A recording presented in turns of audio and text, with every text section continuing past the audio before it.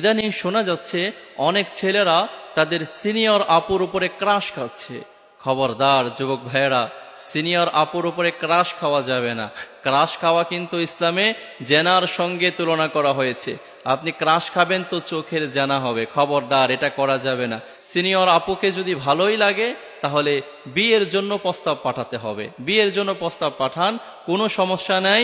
যেহেতু প্রশ্ন করা হয়েছে বয়সে বড় মেয়েকে বিয়ে করা যাবে কিনা, অবশ্যই যাবে, কোনো সমস্যা নাই। তোমার নবী আমারও নবী, যুবক তো সেজন্য তুমি করেই বললাম, তোমারও নবী আমারও নবী বিশ্ব নবী মুহাম্মদ সাল্লাল্লাহু আলাইহি ওয়াসাল্লাম কিন্তু বয়সে বড় মেয়েকে বিয়ে করে দেখিয়েছেন। অতএব বয়সে বড় মেয়েকে বিয়ে করতে চাইলে করা যায়, কোনো সমস্যা নাই। তবে ওই সিনিয়র আপুর উপরে ক্রাশ খাইলে কিন্তু হবে না। ক্রাশ খাইলে কিন্তু ব্রাশ দিয়ে পিটাইতে পিটাইতে ফেরেশতারা জাহান্নামে নিয়ে যাবে। ক্রাশ খাওয়ার দরকার নাই।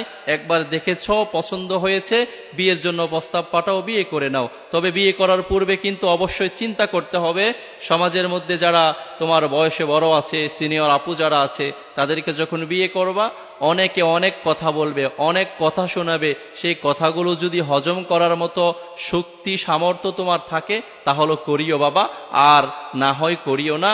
সেই মেয়েটার জীবনও নষ্ট করিও না, তোমার সুন্দর জীবনটাও নষ্ট করিও না।